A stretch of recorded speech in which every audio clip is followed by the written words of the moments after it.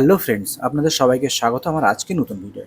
বন্ধুরা, আজকে আবারও একটি নতুন অ্যাডোব প্রিমিয়ার প্রোর ইন্টারেস্টিং এফেক্টস আমি আপনাদের সামনে তৈরি করে দেখাবো।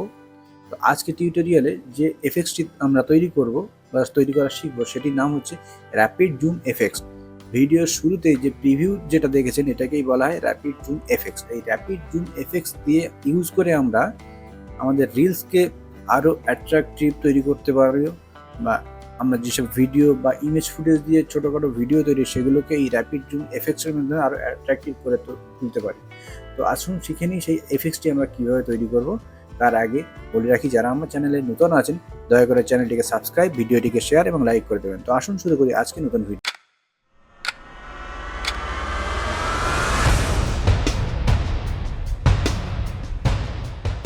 তো প্রথমে আমরা অ্যাডোব প্রিমিয়ার প্রোতে সিকোয়েন্স তৈরি করে নিয়েছি।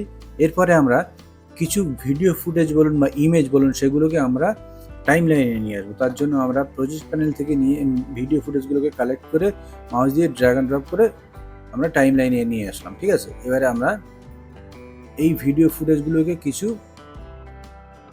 মডিফাই করবো না, আমরা এত বড় বড় নেবো না, প্রত্যেকটা ফাইলকে কেটে কেটে জাস্ট একটা ইমেজ সাইজের আমরা কোয়ালিটি নেব, সাইজ নেব, ছোটো। তো তার জন্য আমরা এই প্রথম ফুটেজটার একদম সামনে চলে এলাম।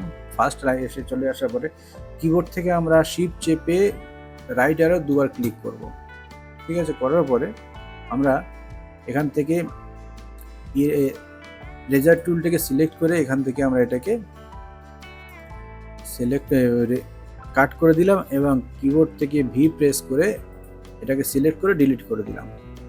দিলে আমাদের ফার্স্ট যে ভিডিও ফুটেজ বা ইমেজ ফুটেজ সেটা আমরা নিয়ে নিয়েছি। এরপর আমরা এটাকে সিলেক্ট করে ডিলিট করে দিলাম, দিলে নেক্সট যে ফুটেজটা সেটা এখানে চলে এলো।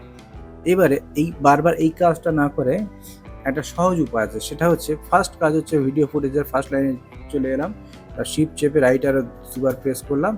করার পরে কিবোর্ড থেকে ডাইরেক্ট আমি ডাব্লিউ প্রেস করলে ওই পার্টটা দেখুন অটোমেটিক কেটে নেক্সট আমার যে ফুটেজ সেটা চলে এসছে। তাহলে আমার টাইমটাও অনেক সেভ হলো এবং কাটাটাও খুব সহজ হয়ে গেলো। সেম একই কাজ করব, ডাব্লিউ প্রেস করব, রাইট অ্যারো দুবার প্রেস করব, তারপর ডাব্লিউ প্রেস করব, সেম রাইট অ্যারো দুবার ডাব্লিউ, রাইট অ্যারো দুবার ডাব্লিউ, আর একবার রাইট অ্যারো দুবার ডাব্লিউ। তো এইভাবে আমরা সব ফুটেজগুলো ছোট ছোট পার্টে দুটো করে ফ্রেম, 10টা করে ফ্রেম আমরা কেটে রেডি করে নিলাম।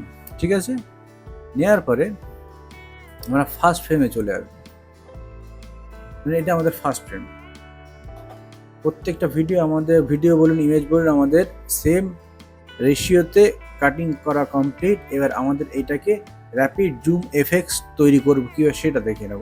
তা ফার্স্ট ভিডিওটাকে আমরা সিলেক্ট করলাম, করার পরে এফেক্টসে যাব, এখানে গিয়ে আমরা ট্রান্সফর্ম সার্চ করবো।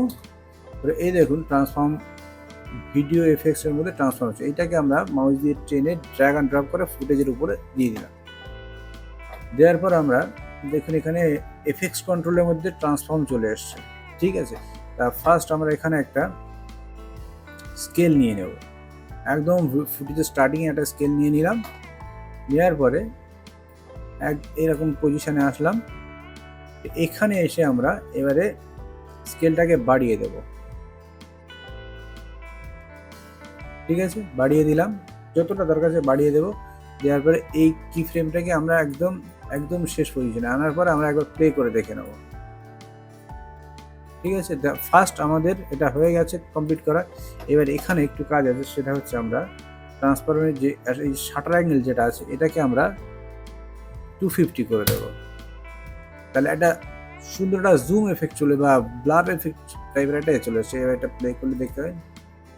ঠিক আছে, তো এইভাবে আমাদের ফার্স্ট ভিডিওর উপরে ট্রান্সফর্ম এফেক্ট ইউজ করে জুম এফেক্টস আমরা তৈরি করে নিয়েছি।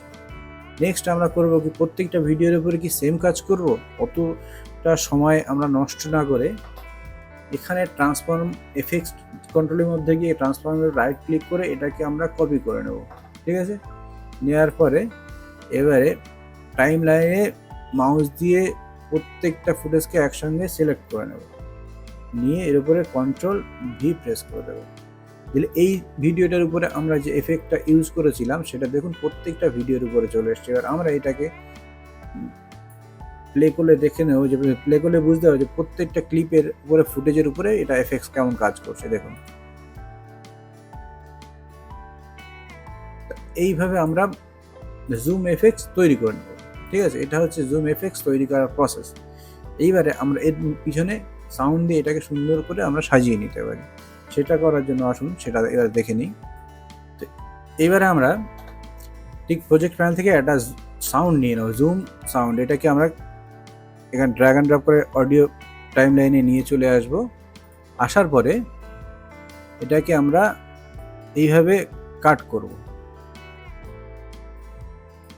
করে প্রত্যেকটা ফ্রেমের সঙ্গে এটাকে ম্যাচ করাবো, ঠিক আছে। তো এবার আমরা অল প্রেস করব, করে কপি পেস্ট করতে থাকবো।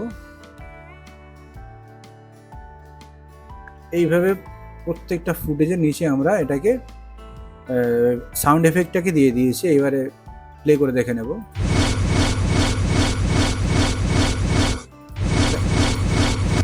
তা বুঝতে পারছেন কত সুন্দর একটা র্যাপিড জুম এফেক্টস কীভাবে তৈরি করা যায়, সেটা আশা করি আপনাদের আমি সহজভাবে বোঝাতে পেরেছি। তো বন্ধুরা, আজকে ভিডিও এই পর্যন্ত। তো এইরকম সুন্দর ইন্টারেস্টিং এফেক্টস শেখার জন্য দয়া করে আমার চ্যানেলটিকে সাবস্ক্রাইব করে রাখবেন, ভিডিওটিকে শেয়ার এবং লাইক করে দেবেন। তো আজকে ভিডিও এই পর্যন্ত। ধন্যবাদ বন্ধুরা।